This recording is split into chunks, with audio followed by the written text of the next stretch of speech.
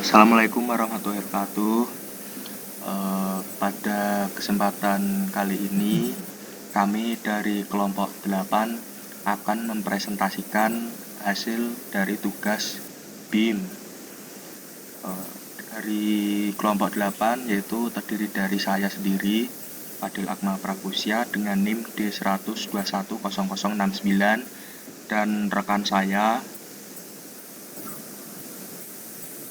Maulana Sulaiman dengan NIM D1210256.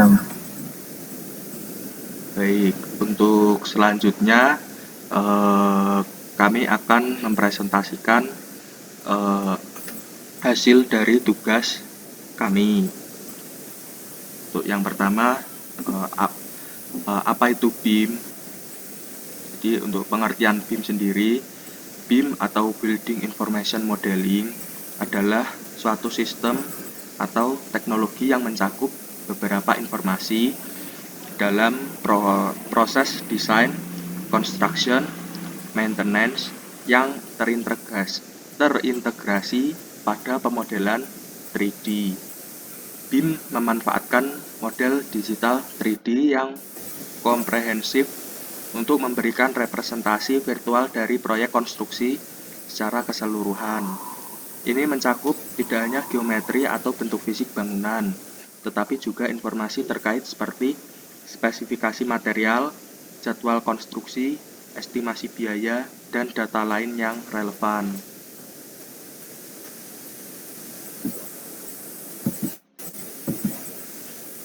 Selanjutnya yaitu apa manfaat BIM di dunia konstruksi.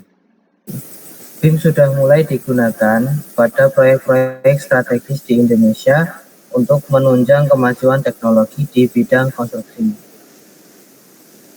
Penerapan BIM sangat penting dikembangkan di Indonesia karena dapat mempermudah dan mempercepat proses pekerjaan proyek. Salah satu keunggulan dari BIM adalah integrasi informasi dari berbagai disiplin ilmu dalam satu permodelan 3D. Dalam masa perencanaan proyek, pihak yang bisa terlibat dengan Building Information Modeling adalah structural engineer, BIM manager, arsitek, dan mechanical engineer. Selanjutnya yaitu jelaskan secara singkat tools Revit. Di penjelasan tools dari software BIM Revit sendiri, yang pertama yaitu ada arsitektur, yaitu digunakan untuk desain bangunan seperti dinding, lantai, atap, dan elemen arsitektur lainnya. Lalu kemudian struktur, untuk desain struktural seperti balok, kolom, dan fondasi. Lalu ada tools annotate, yaitu untuk menambahkan dimensi, label, dan teks pada model. Lalu ada insert untuk memasukkan objek seperti peralatan MEP, furnitur, dan komponen lainnya. Lalu selanjutnya yaitu ada analyze untuk melakukan analisis struktural, energi, dan keberlanjutan. Lalu ada meshing and site, yaitu untuk pembuatan model massa dan desain situs. Selanjutnya yaitu view untuk mengatur tampilan 3D, pandangan kamera, dan gambar kerja. Manage yaitu untuk pengelolaan proyek dan kolaborasi tim. Add-in untuk menambahkan plugin tambahan dari pihak ketiga. Lalu BIM 360 yaitu untuk kolaborasi online dan manajemen proyek, serta modify yaitu kumpulan alat untuk memodifikasi elemen dalam model BIM seperti memindahkan, menyalin, dan memutar. Selanjutnya yaitu terkait pemodelan kolom balok dengan detail tulangan. Yang pertama yaitu pemodelan kolom dan balok dibuat dengan memilih tools dari tab struktur di Revit, lalu gunakan alat seperti kolom untuk membuat kolom atau beam untuk membuat balok. Lalu tentukan dimensi, letak, dan jenis dari kolom atau balok yang akan dibuat dalam model 3 dimensi. Lalu untuk detail tulangan dibuat dengan cara memilih elemen kolom atau balok yang akan ditambahkan tulangan, lalu dengan tools rebar untuk memasukkan tulangan pada elemen struktural. Lalu tentukan konfigurasi tulangan seperti diameter, jarak antar tulangan, dan bentuk tulangan. Revit menyediakan berbagai jenis tulangan standar yang dapat dipilih sesuai dengan spesifikasi desain.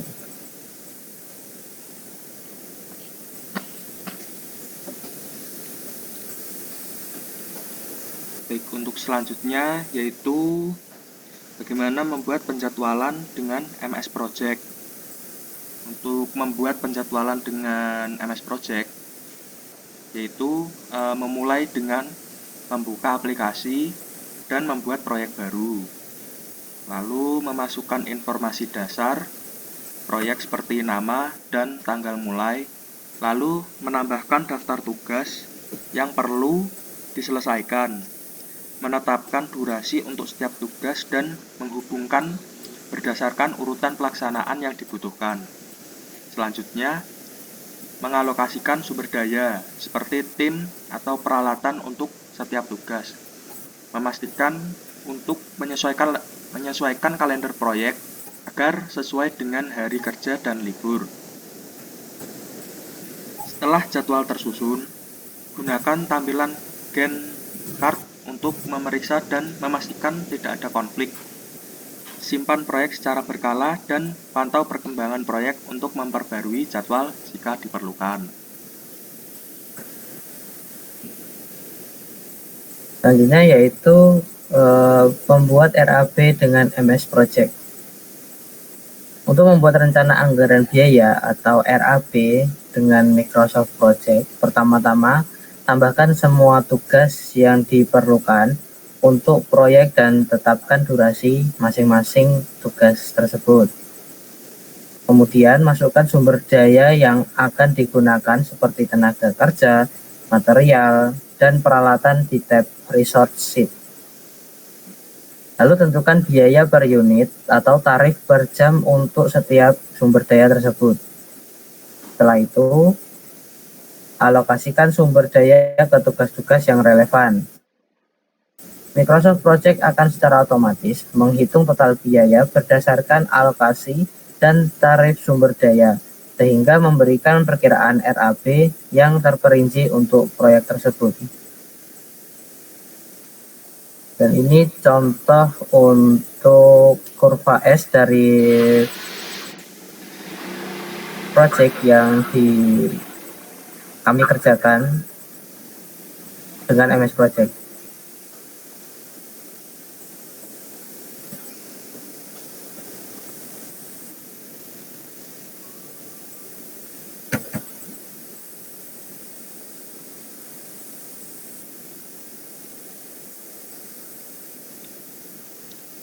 Lalu untuk kaitan dengan aplikasi Revit dan Navis, dalam pembuatan rencana anggaran biaya, Microsoft Project, Revit, dan Navisworks dapat digunakan secara sinergis. Revit sebagai perangkat lunak BIM memungkinkan perancangan dan visualisasi model bangunan yang detail, termasuk kuantitas material yang presisi. Data dari Revit seperti volume dan jenis material dapat diekspor dan digunakan dalam Microsoft Project untuk alokasi sumber daya dan perhitungan biaya. Sementara itu, Navisworks dapat digunakan untuk memeriksa konsistensi dan integrasi model, mendeteksi potensi benturan, dan melakukan simulasi konstruksi. Dengan menggabungkan output dari Revit dan Navisworks, Microsoft Project dapat mengakomodasi jadwal dan biaya yang lebih akurat, menghasilkan RAP yang lebih komprehensif dan realistik.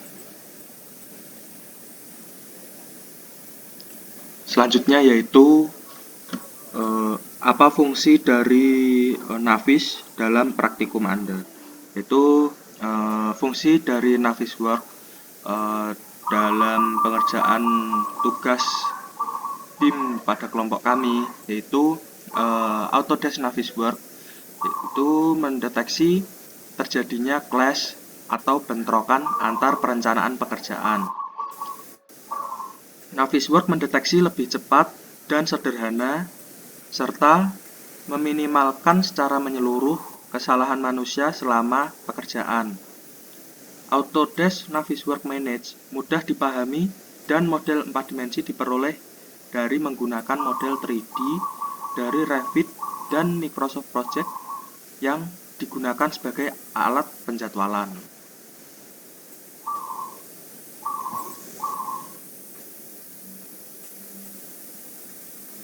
Lalu selanjutnya bagaimana mendeteksi clash.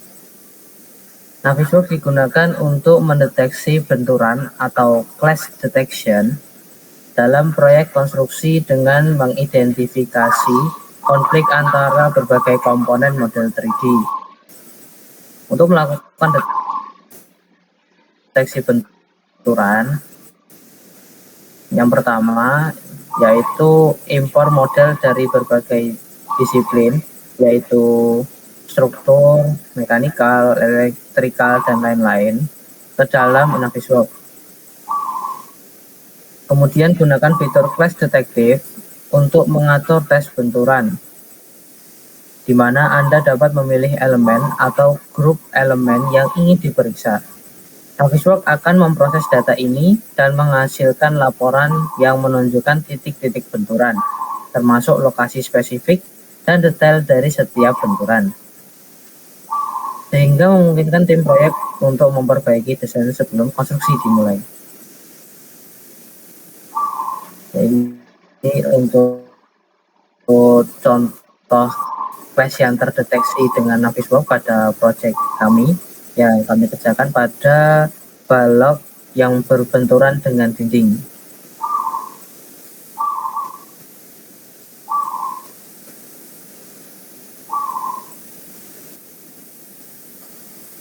Selanjutnya yaitu bagaimana membuat ilustrasi pembangunan gedung dengan Navis. Untuk ilustrasi pembangunan dengan Navis itu untuk membuat ilustrasi pembangunan gedung menggunakan Autodesk Naviswork, itu pertama-tama mengimpor model BIM dari perangkat lunak lain seperti Revit. Lalu setelah model diimpor, gunakan alat navigasi dan tampilan dalam Naviswork untuk mengatur perspektif dan detail visual yang diinginkan. Lalu dapat mengaktifkan fitur animasi untuk membuat urutan pembangunan yang menunjukkan bagaimana gedung akan dibangun dari awal hingga selesai. Fitur ini juga memungkinkan simulasi aliran kerja konstruksi, membantu dalam perencanaan dan komunikasi proyek.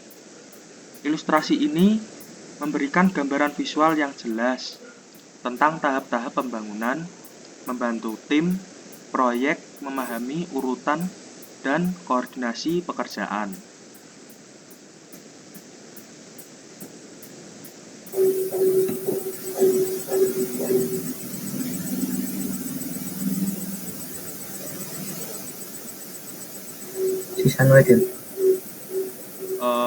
Baik, untuk di slide ini sudah dipaparkan, yaitu ilustrasi progres rencana gedung pada pekan ke-20 menggunakan Naviswork. Seperti itu tampilan dari gedungnya untuk progres dari pekan ke-20.